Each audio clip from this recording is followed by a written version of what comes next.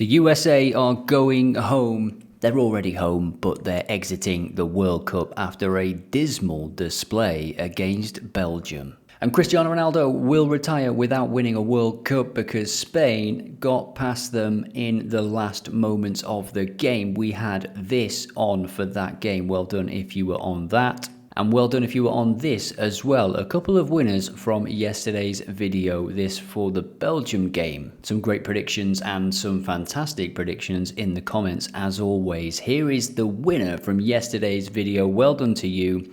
You have won a month of OddAlerts Pro. Same goes for this video. Just add your predictions for Argentina against Egypt or Switzerland against Colombia for your chance to win. So we'll get straight into the action with Argentina against Egypt first. This is 5 p.m. UK time. And we have a really good race for the Golden Boot, don't we now? Messi is on 7, tied with Haaland and Mbappé.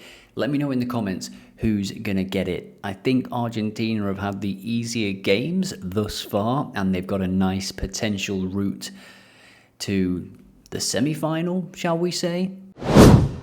Something we've mentioned on the channel every time we do talk about Argentina is the first half goals. As you can see here, we're looking at first half goals on the drop down, first half goals scored.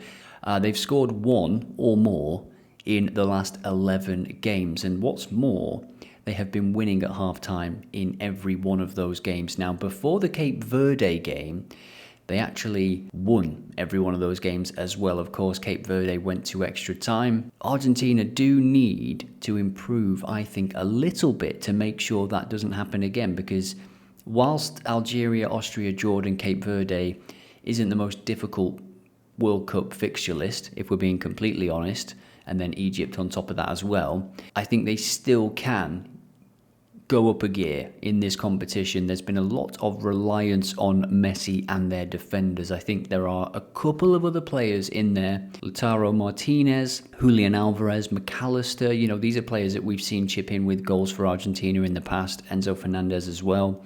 I think they can do a little bit more if Argentina are to go deep in the World Cup. Egypt come into this after their first ever knockout win. They have conceded in every single game, which I'm sure will give Argentina confidence, but Egypt will have been watching that Cape Verde performance and how Argentina did struggle at times to get past that low block. Cape Verde rode their luck a little bit as well, but they did make it uncomfortable for Argentina, and I'm sure Egypt will look to do the same. Now, taking a look at the player data for a moment, we can see that Lionel Messi is in a league of his own. He's on his own planet. 24 shots in the World Cup so far. Marmoush with 11 for Egypt. I have been disappointed with Marmoush. He is snatching at some of those shots. He's having shots that are blocked from the edge of the area. He's not really looked comfortable for me in the system as of yet. But you can see 5 of the top 6 in terms of shots taken are Egyptian players. So they are having plenty of shots in their games. And it does fit the pattern of Argentina. They get the lead and then they do kind of just control the game, sit back. I think they tried to do that and tried to get that second goal against Cape Verde, but Cape Verde shocked them in the start of that second half, getting that goal and then of course taking it to extra time. And what a goal it was for Cape Verde, by the way. The second goal, probably the goal of the tournament so far for me. Now, looking at the team rankings, all of these tools available to check out, by the way. Click the link in the description. Egypt have received 8 cards in this competition. Only Canada and Paraguay got more. And how did Paraguay not get a card in that game against France? I will never know. And the referee for this one is Francois Letessier. Probably not saying that correctly. But the most important thing is he has produced 4 cards in each of his games. Low-scoring games, incidentally. Ivory Coast, Ecuador, 4 cards. And then Cape Verde, Saudi Arabia, 4 cards as well. I can see both of these teams picking up a card in this fixture. Our probability model is favouring Argentina, as you would expect, 52.8%. But the current price, just 1.4 for the reigning champions. And a word on Messi, he is chasing a 9th consecutive game at the World Cup where he scores a goal. That is mental. He is 1.36 just to score or assist. That is the confidence that the bookmakers have. So you put a tenner on, you get £13.60 back. Shocking odds, but that is the quality of player we are dealing with. And if we're talking about goals of the tournament, I think his goal in the last round is up there as a contender as well. The ball from Martinez, the touch from Messi, and instant finish. So good. So my first prediction for this one is here. Under 4 goals and both teams to receive a card in this game is bang on evens. Shop around, I think you can get a higher price than this. The vast majority of games recently for Argentina end with fewer than 4 goals, especially when they play better opposition. I think they can return to their default state, which would mean a sort of narrow, comfortable, controlled victory with a focus on that dependable defence. I think they will have got a kick up the backside from their manager in training, to be honest. I don't think he will have liked what he saw against Cape Verde. And my second selection is leaning more into the probability that Egypt can land a punch on this Argentina team. I don't want to call the result for this game because, as we've seen, this is the World Cup. Many things can happen in a game. Both teams to score is doing the heavy lifting on this one. Marmoush, Salah, Zico, they can have an impact on games. Can they get a goal at some stage in this game? Maybe they take the lead or they can equalise. I still think over 90 minutes, when you've got Messi on the pitch, Martinez, Enzo Fernandez, Julian Alvarez potentially as well. There's a lot of quality on offer for Argentina, and then of course they've got a great goalkeeper and a great set of defenders as well that love playing together. Marmoush, we saw, is second in the rankings for shots. Going to back him to have a shot on target in this game. As I said, it's a big game for him. He's not been great as of yet, I don't think, personally. How he would love to get a goal at the World Cup. And Argentina ranks second across the last 6 games for all World Cup teams, second for offsides. They've had 16 in just 6 games. And this is at 5.5. This is a pretty high price if you watch the channel. This is a little bit out there and speculative, so let's hope this one lands. And my score prediction for this one is going to contradict one of the selections, the second selection. And I saw some comments the other day saying, how can you put BTTS on and then do a score prediction of 2-0 or 1-0 or, you know, the other way round, or how can you say this and then the score line is that? Because in your head, you just have to think how a game might go. And you shouldn't just think that it can go one way. It can go many ways. Really, it can. Argentina could turn up in this game and win 2-0. And that would be, I think, the highest probability thing that could happen is that they return to their default state and they play the football that everybody knows they can. And Messi is amazing and their defence is great. Emi Martinez maybe makes a couple of good saves. Or, as we saw in the Cape Verde game, they can be got at, they can be nervous at times, and that might allow Egypt in to score a goal. It can happen. But in my mind, the probability of that happening is lower.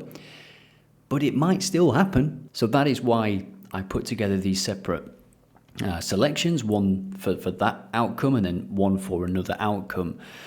And my score prediction, just to clarify the thought process there, because there was a couple of comments like that, my score prediction is 2-0 to Argentina, because that is the higher probability outcome that I see in my mind, that I think they can turn up and just win the game quite comfortably if Salah isn't 100% and if Marmoush isn't flourishing as we know he can. So let's see what happens in this game. 2-0 to Argentina is my score prediction. Let me know what you're on in the comments for your chance to win and your name up in lights in tomorrow's episode. So Switzerland against Colombia. Colombia, my dark horse, their next test. How far can they get? They're obviously probably going to come up against Argentina in the next round, so that might be it for them, but what a game that would be. They've got to get past Switzerland first, who are unbeaten, just like Colombia. They faltered, you could say, in the first game. They drew with Qatar. I thought they were a bit unlucky in that game, if I'm being honest. And then since that, they have scored 2 or more in each of their games.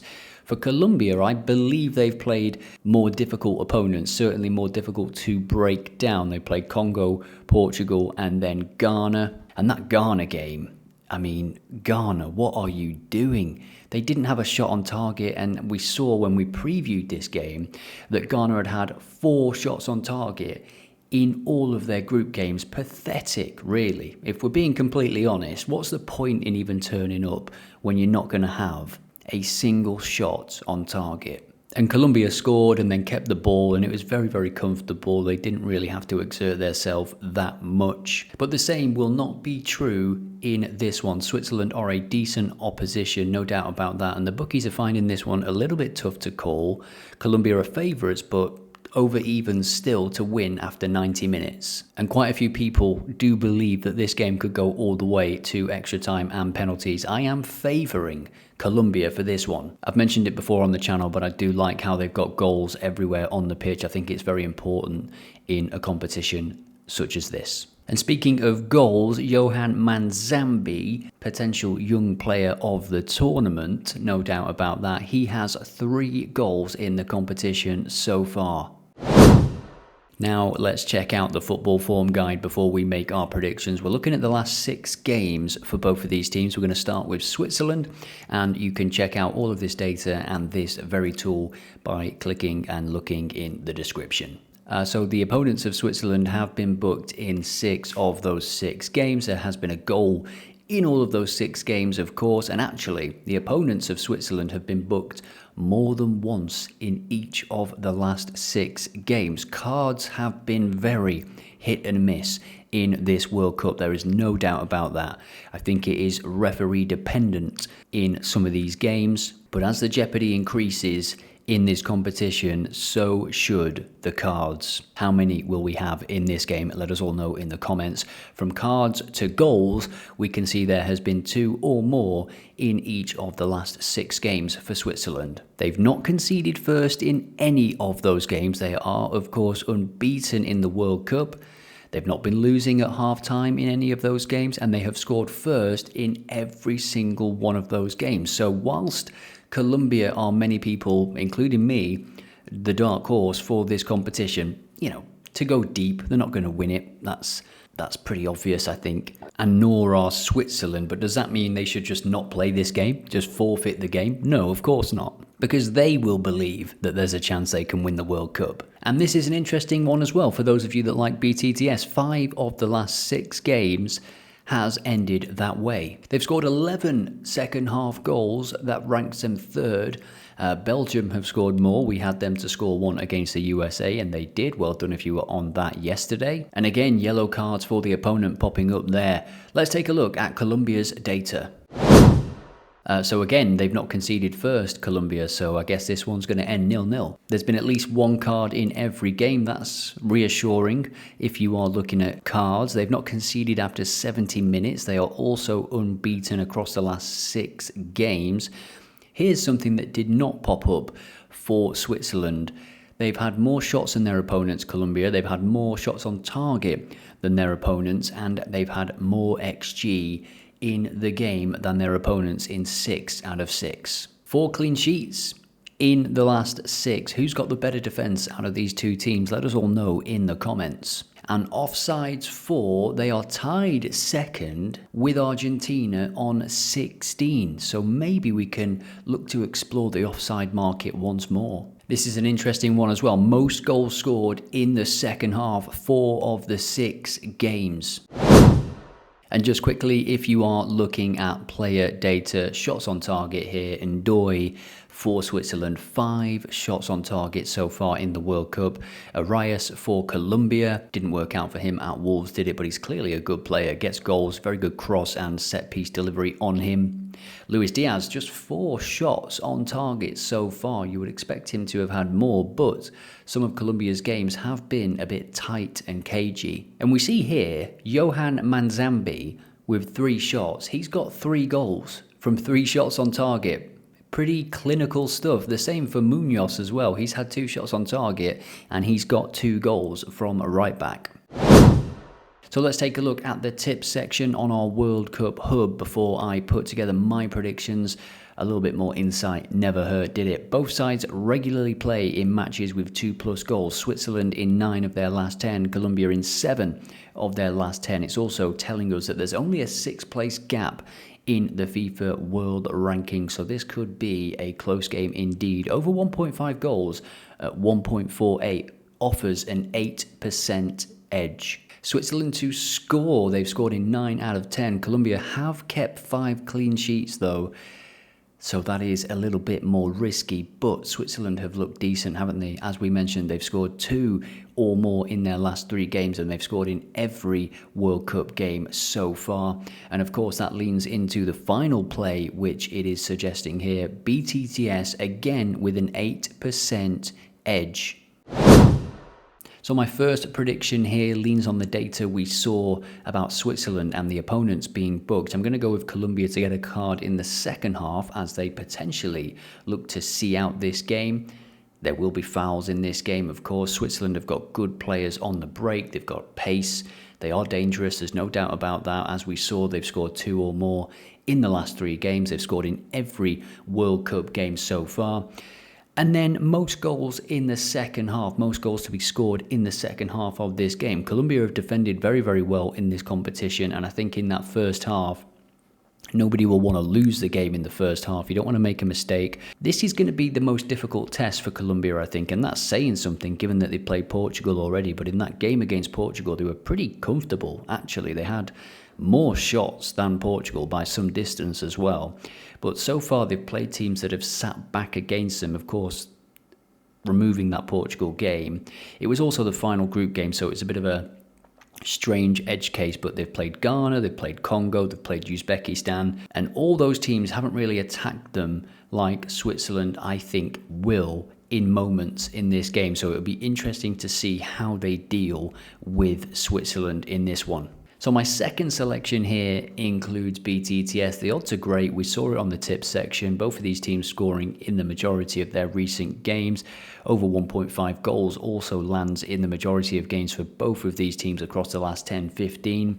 Colombia, I do think, has the better defence out of these 2 teams. They've got quite a few clean sheets already in the competition. They conceded in the opening game to Uzbekistan, but they've played against low blocks in the majority of their games, Colombia. And in some of the games, especially the Ghana game, DR Congo game, they've not really been put under serious pressure. So I think in this game, that is going to change. Switzerland will go for this. I think both of these teams, they've got very little to lose in this moment. And that's why I'm going with BTTS.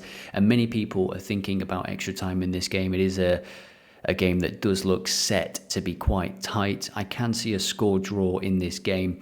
But in my mind, if it does go to extra time, I make Colombia favourites for that outcome. And to be honest, I make Colombia favourites for this game regardless. So let me know what you think about that. What would you change? My score prediction for this game, I am going to go with 1-1 and then Colombia 2-1 in extra time. Luis Díaz getting the winner. So that concludes the round of 16. I hope you've enjoyed these daily videos. We have been here every single day since the World Cup started. If you appreciate it, please do like, subscribe and comment, because at the moment YouTube is not showing our videos to new people for some reason. I don't know why. It is pretty demoralizing. I'm still enjoying the connection that I have with this core audience that have stuck around since the opening days of the tournament, because YouTube really did push our videos at the start of the tournament, but since then the views have just been dwindling and remaining at a certain level, which is, as I say, a bit demoralizing, to be honest, when you put in the effort to get these videos up and out every day at 7 a.m.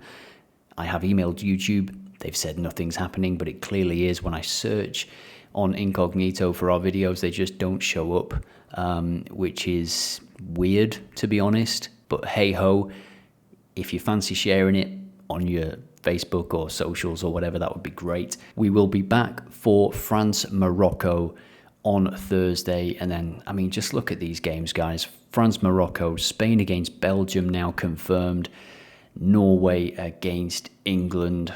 And then, of course, we've got a few more games to settle that we've just covered. Norway against England. Can't wait to cover that one. It is going to be epic.